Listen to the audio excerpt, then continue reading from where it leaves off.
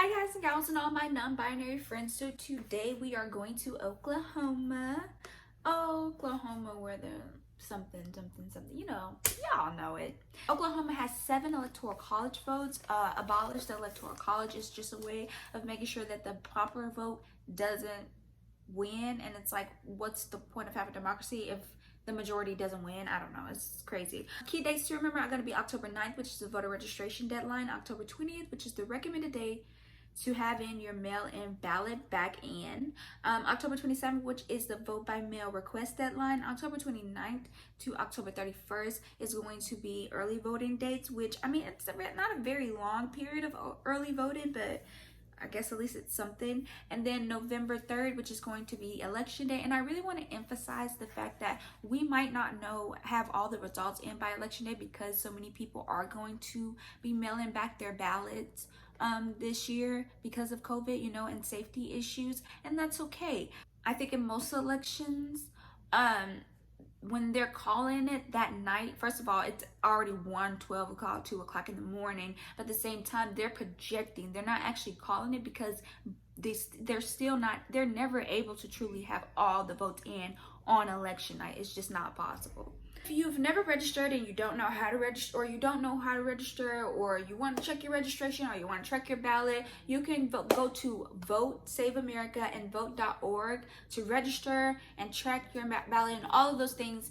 Links will be in the description box down below. You cannot register the same day you want to vote, so please make sure October 27th is the mail-in ballot request deadline, so make sure you've requested your mail-in ballot by October 27th. What are the vote by mail requirements in my state? Any registered voter can vote by mail. Oklahoma does not require voters to have a reason to request an absentee ballot.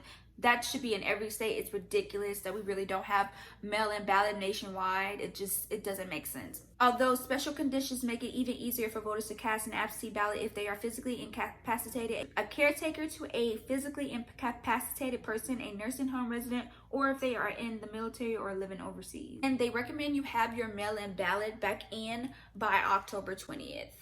Does my state require my ballot to be postmarked or delivered by election day? An absentee ballot must be received by the county election board by 7 p.m. on election day to be counted. First class postage is required for U.S. mail. In most cases, voters return their voted absentee ballot to the county election board by the U.S. mail or by a private mail service that has delivery documentation. What are the non-mail ballot return options in my state? Voters who request a standard absentee ballot yellow affidavit, which is the most common type of absentee ballot, may hand deliver their own absentee ballot in person to the county election board during regular business hours. Hand delivered ballot must be returned to no later than the end of business hours on the day before the election, and the voter must show the same identification required for in-person voting. An absentee voter must return his or her own absentee ballot to an election official, to county election officials. Generally, it is unlawful to hand deliver another person's absentee ballot. Again, you can track your ballot on Vote Save America, and you don't need an ID to vote by mail. What if I request a vote by mail ballot, but I decide I want to vote in person? If you receive your ballot before election day, you may hand deliver your own absentee ballot in person to the county election board during regular business hours. They must be there no later than the end of business hours on the day before the election, which is November 2nd, and the voter must show the same identification required for in-person voting. If you want to vote at your polling place after requesting an absentee ballot, check with your state election office to find out their rules on it. What if I don't receive my ballot by October 20th?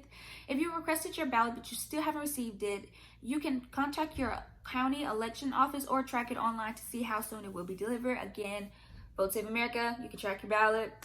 If you receive your ballot before election day, you may hand deliver your absentee ballot on regular business days. The same thing I just said 2 seconds ago, so rewind it if you need to rewind it. Can I vote early in person? You can vote at county election board offices in the county where you are registered to vote from 8 a.m. to 6 p.m. And these are also going to be the days where you can bring in your absentee ballot if you don't want to mail it in the times. Thursday and Friday before all elections. That's going to be Thursday, October 29th at 8 a.m. to 6 p.m. Friday, October 30th, 8 a.m. to 6 p.m. And then Saturday, October 31st, 9 a.m. to 2 p.m. If you are going to vote in person on election day, please wear a mask, keep a safe social distance for you and other voters. And if you see any such people trying to intimidate, trying to get people to get out of line, please call 1-866-OUR-VOTE. Do I need an ID to vote in person? Yes, you do. A voter identification card, any federal ID, Oklahoma ID, or federally recognized tribal government ID. Oklahoma has 24 out of its 48 state Senate seats and all of its 101 House Rep seats up. So if you live in Oklahoma, your House Rep seat is up. Check out Ballotpedia to find out if your state Senate seat is up. And Ballotpedia will be in the link down below, so check it out. And Oklahoma has 5 Supreme Court seats and 5 Intermediate Appeal Court seats up this year. So again, check out Ballotpedia. Link will be down below in my description box to get more information on who's running in those judgeships. Oklahoma has 3 ballot measures. One of the ballot measures, this is why I say it's so important to not only vote every 4 years, but vote every time there's something on the ballot. The last ballot measure was passed June 30th, and it expanded Medicaid in Oklahoma to certain low-income adults between 18 and 65 with incomes below 133% of the federal poverty level. Ballot measure number 1, State Question 805, prohibits a convict person's former felony convictions from being used to calculate future punishments, provides for sentence modifications for eligible person. I'm more of a prison abolitionist than I am a prison reformist, but I understand that using reform in the system we live in now is better than doing nothing. So a yes vote supports prohibiting using a person's past non-violent felony convictions to impose a greater enhanced sentence when sentencing a person convicted of a non-violent felony, and providing for sentence modification for eligible individuals serving or set to serve sentences that were enhanced based on past felony convictions. I feel like when it comes to that whole non-violent offenders, it's like, okay, people who are violent, we want to protect other people, right? And so to a certain extent, everyone's rights ends where other people's rights begin. When I start to infringe on your rights, that's when I have to stop. It's like it's not my rights anymore. I'm infringing on your rights. So I understand that, but at the same time, who are these violent offenders? Like, are these violent offenders people who were defending themselves, defending someone else, who were trying to get out of a situation that they just didn't understand? Are they people who are who are abusive? Who are these violent offenders that y'all are not willing to give any kind of leeway to just?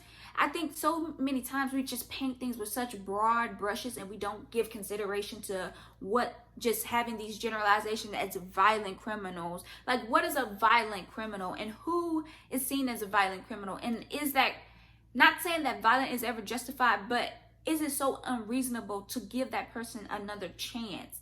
You know what I'm saying? In the second ballot measure, State Question 814, decreases payments made to the Tobacco Settlement Endowment Trust Fund from 75% to 25%, directs the legislature to appropriate money from the fund to secure federal matching funds for the state Medicaid program. A vote yes supports decreasing the percentage of money from 75 to 25% that is deposited to the Tobacco Settlement Endowment Trust Fund from funds the state receives from tobacco settlements, and directing the state legislatures to appropriate funds to secure federal matching funds. Y'all get money from tobacco companies who the state has received settlements from, and then y'all are wanting to put it into a Medicaid program, which sounds good to me. And if you live in Tulsa, Oklahoma County, Cleveland County, Canadian County, is that what it is? In Osage County, is that what it is? I'm not sure if it's actually Osage. These are your municipal elections. So please check out Ballotpedia to get more information on those municipal elections. Tulsa has a mayor race up. So Tulsa, check out Ballotpedia to get more information. And that's going to be the end of this video.